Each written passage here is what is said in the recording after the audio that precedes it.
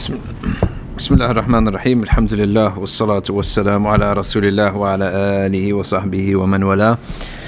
We continue reading from Imam al-Haddad's Book of Assistance, and alhamdulillah that Allah has even given us the tawfiq to open up books such as these from these ulama who were truly, they had no concern except connecting the Muslims back to their Prophet and subsequently to their Lord. So that's the path of these ulama, and it's really just for us to be grateful that we had such scholars that had such concern and spent their entire lives on da'wah. And Imam al-Haddad's biggest theme was the importance of da'wah, that there's no point in scholarship that doesn't engage with the people, and specifically constant reminders back to Allah and His Messenger. And today Imam al-Haddad speaks to us about as-sabr.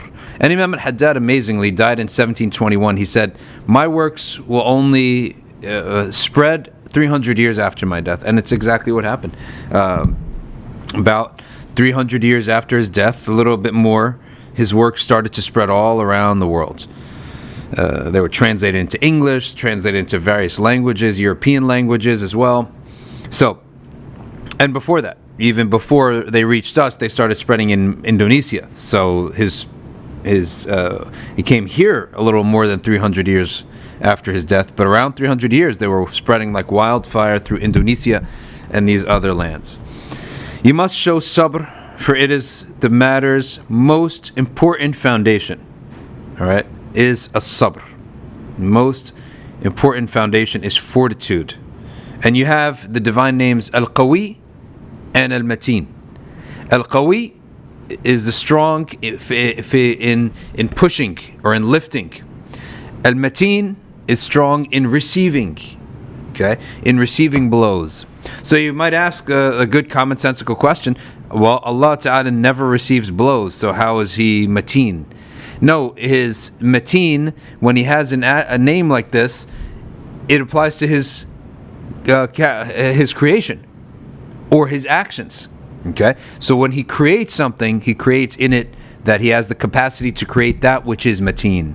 Just like, for example, Sari'ul Hisab, quick to judge. He doesn't judge himself, obviously. He's the creator. He doesn't create himself, obviously. So not every single attribute has to do with would apply to himself. Okay, within himself, it would manifest outside of himself. And so, such as Al-Muntaqim, okay, the one who avenges. So Al-Mateen, that he is creating Al-Matana in his khalq. And so you have things like gold who are Mateen. They have the attribute of Mateen. It's not necessarily Qawi. So the way they make swords, the Muhannad, if you ever read the Sirah and you come upon the Muhannad sword, so the Muhannad sword is a gold, okay, then metal, then gold, then metal, like iron. Because the iron can strike, but it's brittle. So the iron is qawi. Okay? The iron is strong. But the iron is also, it's not mateen, so it can easily break. The gold is the opposite. It's mateen, but it can't easily break. You ever see someone, they say if we want to see something is really gold, they like bite into it, they see if it will bend in. So that's the attribute of gold, okay? And also gold, one of the amazing things about gold is it doesn't get rusty and corrupted. It's not as corruptible as other metals. That's why they use it in the mouth. It doesn't sort of get that corroded and produce a bad odor or produce toxins in the body. That's why gold and silver are used in the body. I mean, gold and silver are amazing. You know, one of the worst things to happen is that our money is now just whatever we all agree that it is. It's not pinned down to anything like gold and silver. Okay, so in any event, to be mateen is very important. And to be mateen is to have a lot of hope in Allah subhanahu wa ta'ala. It's not about your body, obviously, being mateen, being resilient. Resilience is about having hope. To the degree that your hope in Allah is up, your resilience will be up.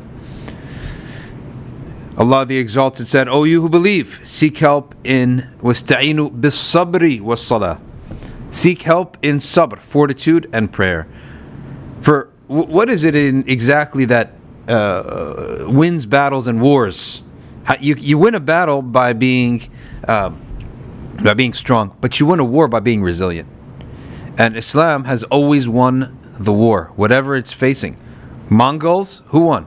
Did they shut out the light of Islam? Yes, they may have defeated those Muslims at that time, but they haven't shut out the light of Islam. Right? You name it. The Crusaders, did they put out the light of Islam? They did it. Yes, they defeated certain Muslims. That certain Muslims will have loss, and they will only have loss if they're not in obedience, as the Quran makes it very clear that to be ibad of Allah, you will get success. If you are ibad of Allah, you will have success at the level of militaries. And those who don't have the attributes of ibad, then they have failure. So those Muslims may fail. We may fail as individuals, as little small groups. Okay, if we don't have, if we're not fulfilling the attributes of ibad of Allah. But then, it's the light of Islam has never been put out. And who's the latest group? Okay, the communists came, they made their mess. And the light of Islam is still there. In St. Petersburg, they have so many Muslims, right? All the Caucasus, they're still having their Islam. They see who else came and went. Okay, the colonizers came and they're gone, and the light of Islam is still there in the lands. They couldn't shut it out. Okay, Lord, what is his name? Cromer went out in England, from England to Egypt, and tried to end hijab, end the adhan, stop all these things. He tried to do all that stuff, and he failed. They went down to Algeria, failed. Yes, they killed, and they ruined, and they corrupted, but the light of Islam is still there. All right, and likewise, we have new groups today. We have the left and the right in the West, both groups, and they will both fail. Yes, they will take some, they will ruin some people, either ideologically, or they'll intimidate them away from their deen. Yes, that'll happen, but ultimately, the light of Islam will continue. And the only question is, will we be part of it? Right, and that's really, if you want to win the war, you need sabr, you need fortitude, and you need to outlast them. So, when it was Abu Sufyan went to Jerusalem, and he was trading, and he stopped in Jerusalem, and the ruler there stopped them, Heraclius was there, and he stopped them, and he said, I want to meet these Arabs, because I've heard about this message, and I heard about this Islam. So he brought him in, and he asked him a number of questions. Very interesting questions, because this man was a scholar too. He was very interested in his own religion as well as being the ruler. So he said, who follows him, the rich or the poor? He said, the poor. He said, when people follow him, do they leave him? He said, no. They never leave him. Once they follow him, they never leave him. And he asked, what is the nature of the battle between you? Abu Sufyan said, Al-harbu baynana wa baynahu as-sijal. It's sijal. Like one day we win, one day they win, one day they back and forth and back and forth and back and forth. And so he said, that's the way of prophets, right? It's back and forth and back and forth. Why is it that the way of prophets is a back and forth fight? Because it gives people a chance. If the prophet just came in and wiped everyone out, you'd never have a chance to submit. You never have a chance to change your mind. The prophet wants to give people a chance to change their mind, to chance for people's hearts to turn, so that you will have layers of companions. Not all the companions are from the top level of companionship. There are levels of companionship, and obviously we're nothing to judge or to say anything sounding disparaging of these, like they're low levels. I mean, the lowest level of companionship is greater than everything else after that. But there are levels of companionship, okay? And there are people who came in early and people who came in later. And it allows for people to come in. Right, and if every prophet came in, and just because he has his prophethood, he just destroys his enemies, how's that an example for us? So we're taught the Prophet ﷺ has two functions. He has the function of Nabi, which is the miracles that he brings, and he has the function of Al-Muallim, the teacher, in which he suffers from hardships, he suffers from losses. Things take time. That's to teach us, to show us what it's going to be like.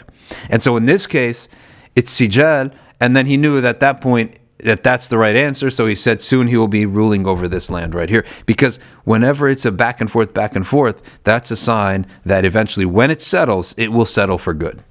All right. And the way in which Islam has always passed on through the generations is not by winning every battle, but by winning the war. We outlast the enemy. All right. And we should really say it is Islam that outlasts all of these forces. And Islam will bring in new people. And if you don't serve it well, you'll die and be honored by everyone in the future. And if you don't want to serve it well and you don't want to submit to it as it is, you could go off, join some group, appear to have some victory, and you'll be out. And Islam and Allah Ta'ala will refresh the troops. He'll refresh the ranks with new people. All right? And we have this promise. يستبدل قوما غيركم. He'll bring another group of people instead of you. If you don't want to do the job right, you don't want to work well, you don't want to stick within the basic parameters of this deen and be patient with it, then Allah Ta'ala يستبدل قوما غيركم. Right? ثم لا يكونوا أمثالكم. Then they won't be like you. Right? They will accept it as it is, and they will say سمعنا وأطعنا. We have full, and take this with a pure heart, and we have sabr, and we'll wait it out. And then Allah Ta'ala will give them victory will give the victory through them. So it's just really a matter of, do you want to be part of it or not? And for that, we need to have sabr. Because there are so many eras and days and epochs. Like Said Nursi, when you read his biography, so it's unreal the amount of sabr that this man had.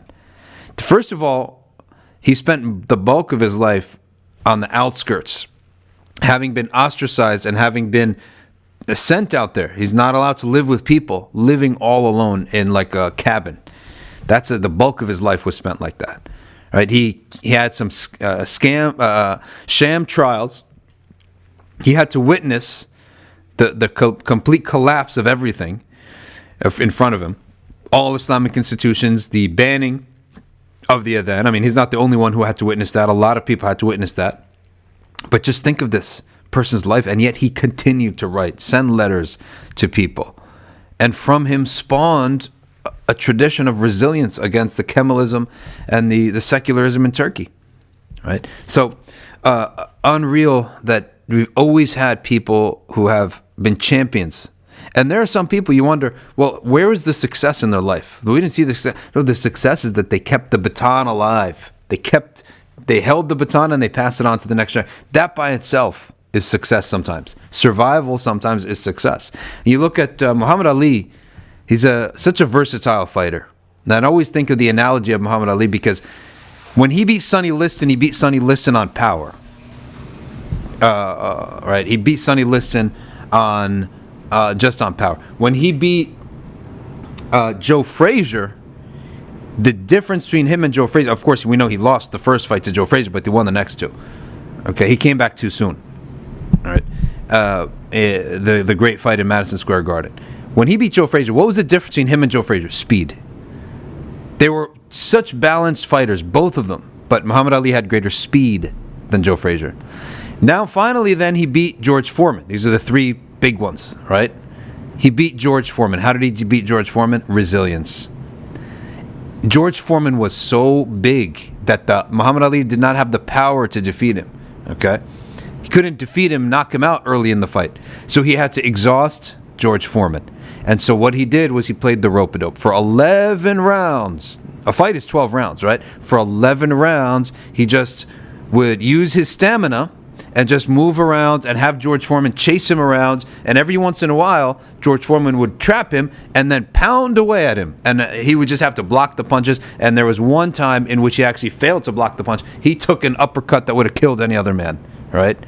But Muhammad Ali is the greatest fighter because his balance, power, speed, resilience, right? Those are the attributes of success. And that's where a sabr and that resilience, we have that resilience is what we're relying upon now. And to be resilient, you need to be widespread and decentralized. That's exactly what the ummah is right now. It's completely decentralized. There's no central authority, and it's completely widespread. There's Muslims in South America. There's new communities coming up in Mexico. There's Muslims in Japan now. All right. Islam has spread in countries in the past 100 years, right? That I would bet you that your standard Muslim couldn't even identify them on the map 100 years ago. And that's since the Khilafah. So in 1924, let's take a look how many Muslims were in Mexico and South America and Japan. Not that many, but you find them now. Australia, they're there. Okay, South Africa, they're there. Okay, so lands in which you didn't think that there would be Islam, but when you need resilience, and that's what we need right now, is to be resilient, to have sabr. You need to be decentralized and widespread, all over the place. Okay, so that if one group suffers in one area, it doesn't impact everyone else. That's a value of decentralization. So that's the importance of sabr. Ista'inu bis-sabri was-salah. Seek help in sabr. Right? And what does that mean, seek help in sabr? How do I do that? I can't talk to sabr, right? I can't go find it somewhere. No, it's thinking about it. It's contemplating it. It's up here. Think about the value of patience. Right? وَالصَّلَاةِ, because salah is mi'rajul mu'min. It's the mi'raj of a mu'min. He disappears from this world. And you need to oftentimes, to clear your head, disappear from this world. And you can disappear into nothingness, right, by just playing video games. Or you could disappear into haqq, into the truth, right? And you come back full of energy. We made them leaders, guiding by our command. وَجَعَلْنَاهُمْ أَئِمَّةً يَهْدُونَ بِأَمْرِنَا لَمَّا صَبَرُوا. Allah says about the imams of the past, specifically Bani Israel, we made them imams, guiding to our will. What is Allah's will? His law. His law. When? لَمَّا صَبَرُوا. When they had patience. Okay? So Imam al-Shafi'i was asked one time, he said, a Muslim army is going such and such a place. Do you think they'll become leaders or will they be persecuted? Right? He said, we are never leaders until we're first persecuted. Imam al-Shafi'i. You never are given imara to become the leaders unless you have proven your sabr. And give anybody who's given leadership without having to prove his patience is not going to be a good leader. Gotta have patience. And that's why I always wonder about these. I actually, it sounds like it shouldn't be taken seriously, but I actually take it seriously. You ever see these Muslim leadership initiative? You have to learn how to be a good follower before you could be a good leader, right? Or else you're just inflating egos. Or I'm a Muslim leader. No, leader? You've never even been a follower. It takes a lot of effort to be a follower. You have to control yourself to be a follower, right? You just want to be a leader right away? It doesn't work like that.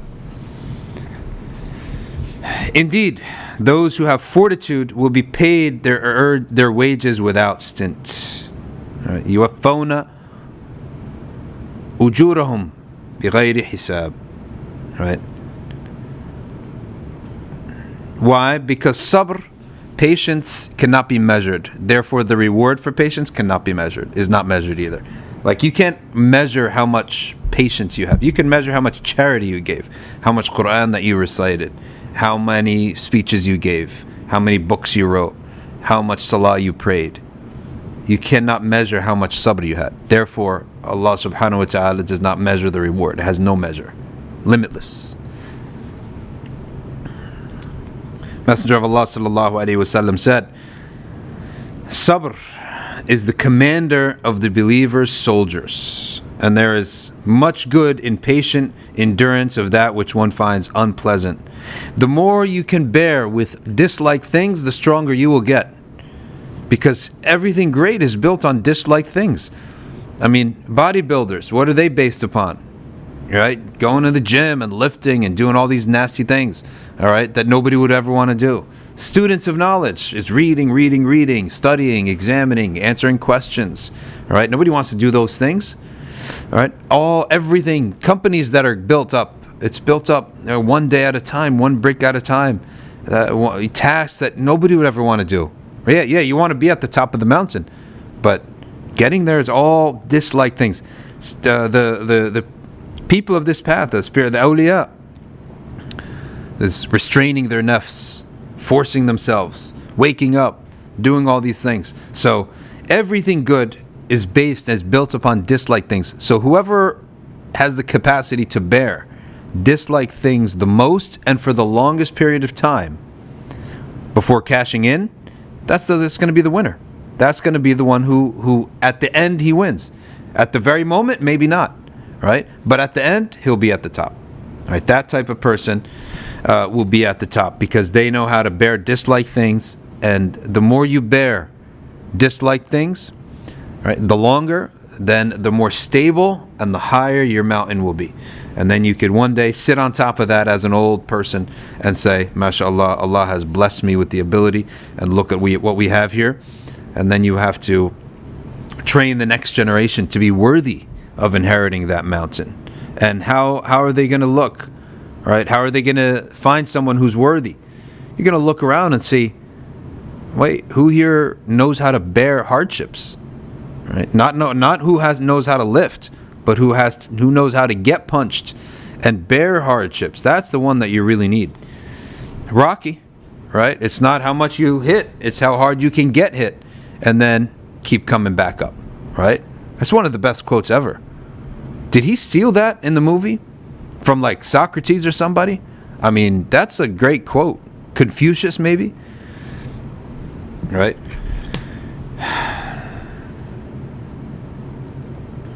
There is much good in patient endurance of that which one finds unpleasant. All the good is in that. Right? Hard work, dislike things. And in his advice to Ibn Abbas, know that victory comes with fortitude. Inna nasra ma'a sabr, relief with hardship. And that which with each difficulty comes ease. Inna ma'al usri yusra, with difficulty. Like the word usr is actually hard to say. Usr, okay? Yusr, easy to say. Yusr, right? Everyone can say that. So, Alam nashrah laka sadrak, one of the best surahs to recite when you're in hardship.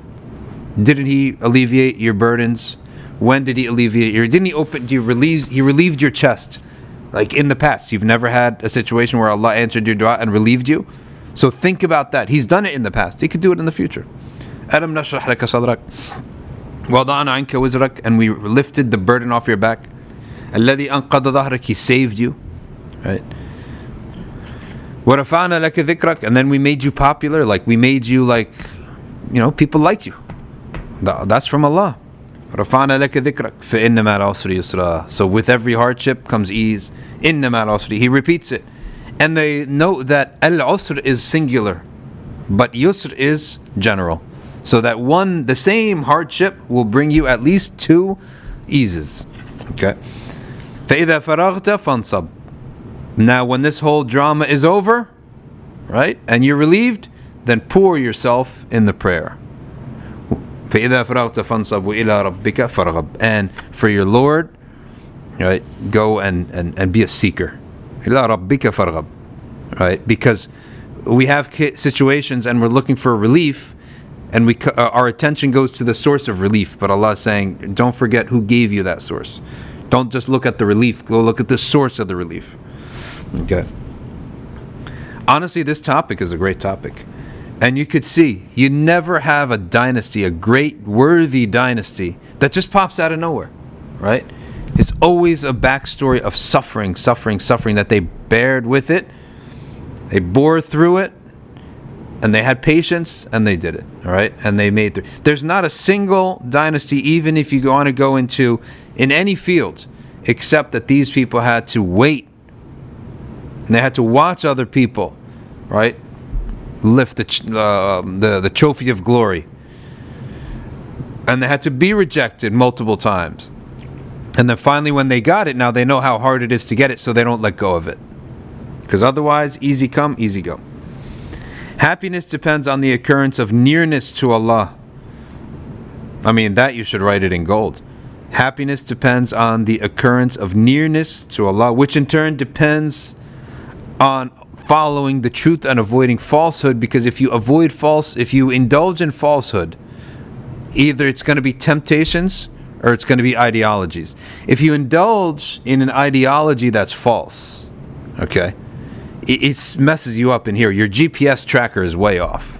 So even if your car is wonderful, your GPS tracker is way off, right? But if you indulge in temptations, then yeah, you might be a Sunni Muslim, you're on the right track, but there's mud on your windshield. You can't see properly. So when you can't see properly, you might hit a curb, you might hit a dog, you might go into a ditch, okay? You might bump into something, and you end up harming yourself, right? And your car might not work after a while. So that's why avoiding falsehood is so important, because it ends up blocking a person's basira. Right? It either messes up their head or it blocks their insight. The soul is by its very nature inclined to detest the truth and lean towards falsehood. What in the world is going on with that cat? Hold on a second.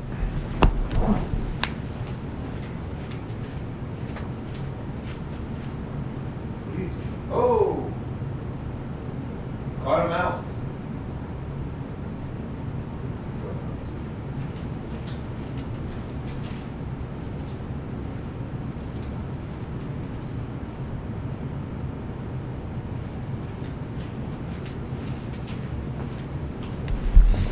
All right. Cat caught a mouse. That's its job. Clean up. The nefs, the translator said the soul. It's really the nefs. The nefs, by its nature, is inclined to detest truth and lean towards falsehood. All right. That's the nefs by its nature. Why did Allah create it that way? To test us. Right? Because we're doing something unnatural here. Right? It's not natural to go against.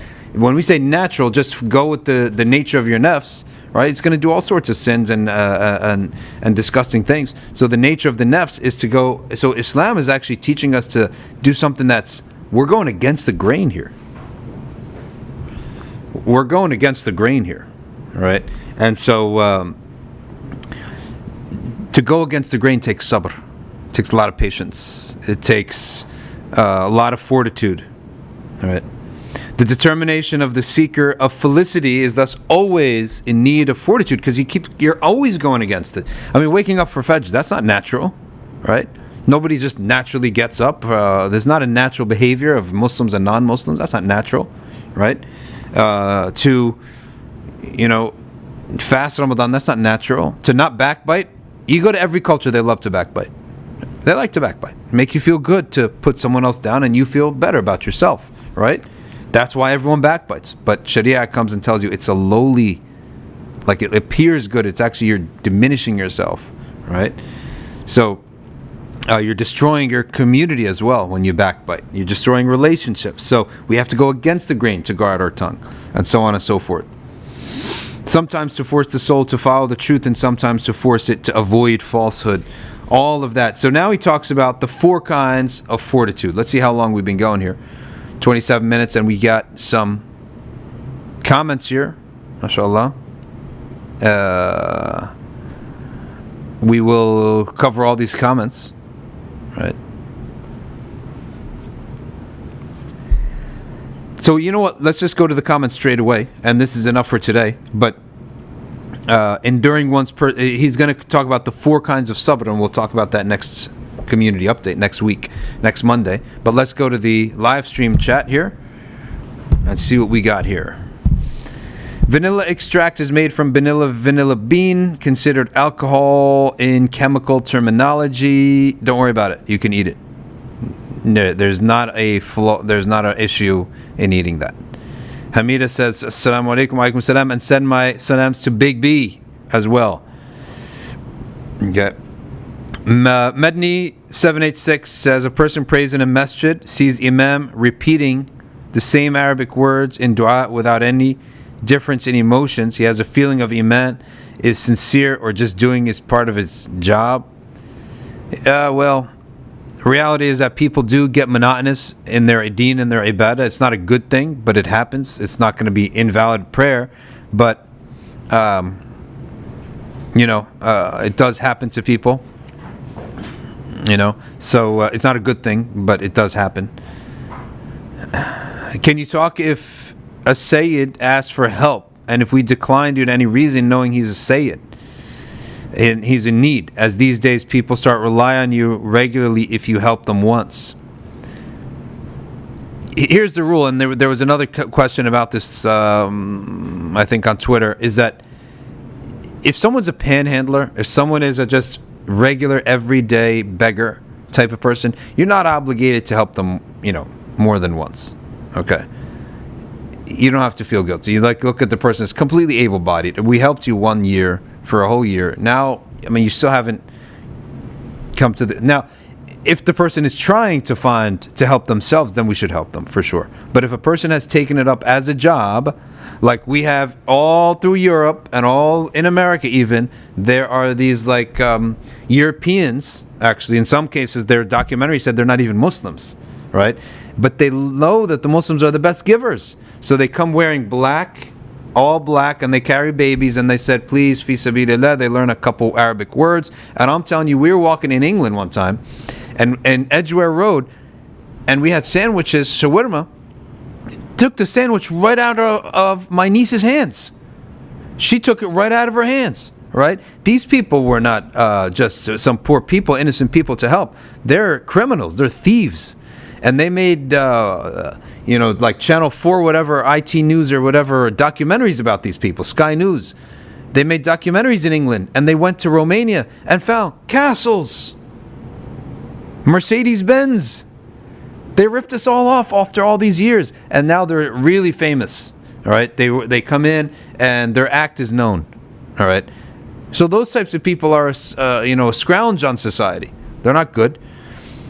It's someone who's in genuine need, and there are some people in genuine need, like people who are striving. They're trying to work, right? Or people who can't work. Morocco has a very interesting thing. In Morocco, they have a license to beg. That's a license. You wear it on your neck. It's a license. And what does that mean? It means you're zakat eligible. So how do you obtain this license? You go up and you explain to them, I'm blind, I'm crippled, and obviously he's a Muslim because zakat will only be for a Muslim, right? So there's something about him that makes him have the right to beg, so that they actually take panhandlers off the streets and they allow for these people to beg, okay? So that the givers don't get ripped off and giving to some scam operation, right? If someone has the link for that, these Romanians who came in, I don't know if Romanian, whatever comes, they're like gypsies, basically. They went into England. They are on all the European countries, and they're in America too. We have them sometimes that come to MBIC, okay? But it's fake. It's not the real, they're not the real thing, okay? I heard sabr is greater than shukr. Is there a similarity? Sabr is greater than shukr. Shukr can be counted, sabr cannot be counted. Right? Sabr cannot be counted. When is the best time? But shukr is longer lasting. So sabr only happens in a period of time. For example, there's hamd of Allah. There's shukr and hamd to Allah. There's hamd. Okay. There's gratitude to Allah in paradise forever. There's no more sabr. Hisham says, when is the best time to make dua during Dhul Hijjah? Of course, Yom Arafah, no doubt about that, which is the 9th of Dhul Hijjah. It's coming upon us. It's the best time. Make sure you're fasting that day. Is there a specific dua one should make when one is seeking aid from Allah subhanahu wa ta'ala to complete a difficult task? La hawla wa la quwwata illa billah is the dhikr for a difficult task. La hawla wa la quwwata illa billah. La ilaha illa anta subhanaka inni kuntu min adh-dhalimin as well. That's the dua of Yunus alayhi salam. When battling for istiqamah in salah, if it's for every single salah because of desires, how should they start their qada salah? Tajweed learning took years. In fact, the more salah, okay, that you make, the better you get at it. Right? How do you practice running a marathon? Run marathons, right? There's no other way. How do you practice lifting, a 50-pound dumbbell? Keep lifting 50-pound dumbbells until you fully lift it all the way. So, same thing with salah. Hisham Habib, yeah, that cat is busy. That cat is running around doing its job. That's what they're created for. They're created to mop up. If the physical fight is going to happen with two violent people, can one turn away instead of breaking it up? If they can break it up, but gets attacked doing it. If you're going to get attacked, then leave it. Cat has totally redeemed itself when it does this job. Can we eat food with shellac? Shellac? Could you explain what it is? It's an ingredient I'm not even really familiar with, to be honest with you. I'm not familiar with the ingredient. All right. Maliki Click says they got him for £10 in London. Yeah, they'll get you. Habay, to talk a good game, and the poor baby that they keep carrying is going to get his head's going to get jittery, and that's what they do. And it's unfortunate that so many Muslims they get fooled. They should just be arrested. England is being scammed. England is just a place to get scammed.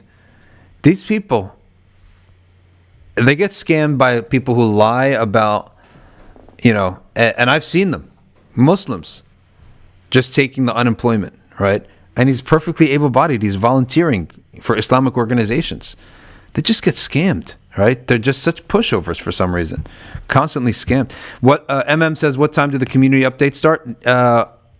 It's usually 9 o'clock or around right after Maghrib. So as Maghrib keeps going forward, it'll become a little bit earlier. But here's the thing is that Wednesdays, we're only going to do these Mondays, by the way, because Wednesdays we got guys' night, right? We got guys' night on Wednesdays. And basically it's guys, we don't see each other at the masjid anymore, right? So we just go out to the park. It's outdoors, so there's less of an issue.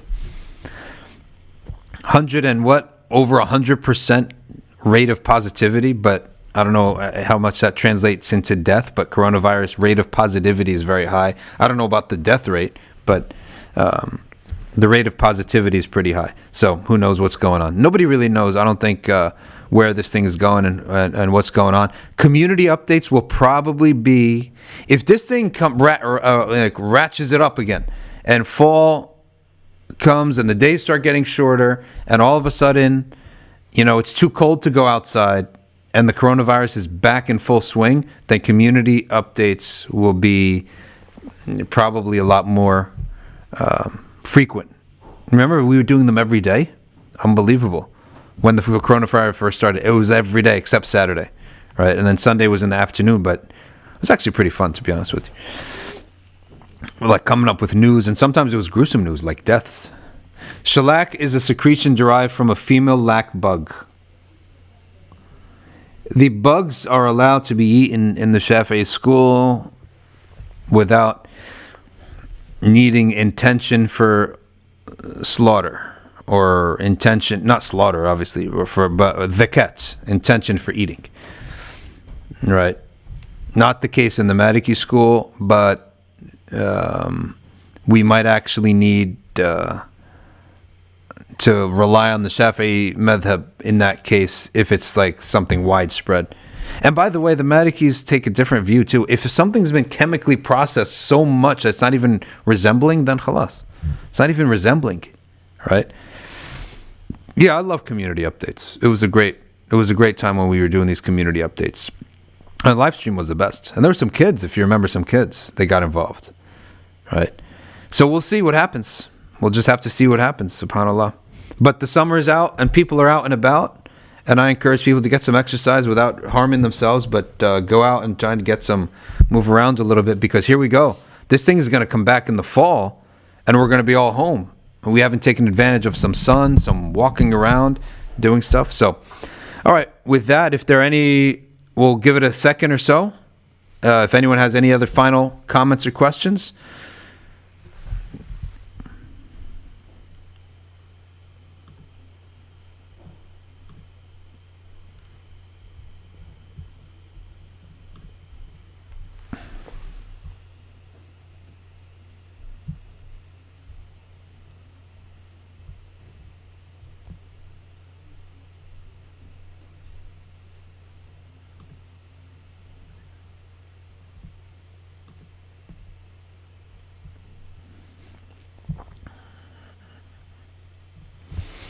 What do you tell people, Norfolk 1 says, what do you tell people in your own family who are atheists, and say dua is pointless, and actually point to things where dua was not answered, and if it to prove themselves right?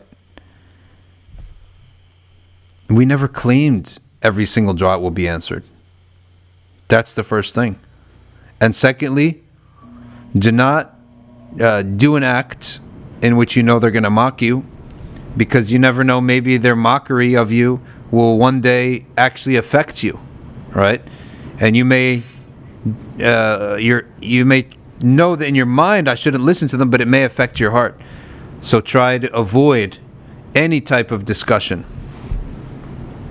Try to avoid any type of discussion, with these types of atheists, because their doubts, their mockery may eventually end up seeping into your heart. You don't want that to happen. Okay? But the answer is very quickly, we've never said, Allah has never said every single one dua will be answered. Okay? And they never have hope. So tell them, don't have hope. There's no point to have hope, right?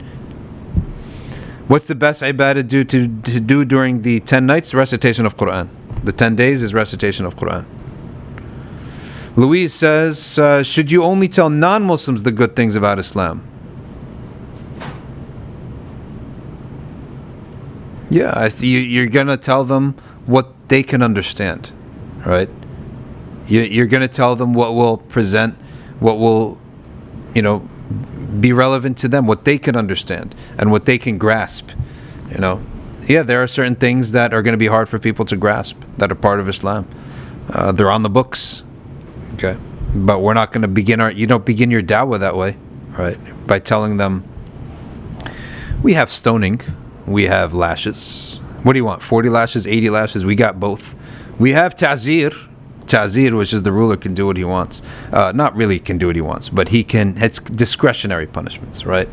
We have polygamy, we have niqab, we have, a lot of these things. You're not going to talk like that, right? Yeah. And it's something that they're not, the society has primed them to understand everything negative about it, viewed in a negative way. So you're not going to have to go that way.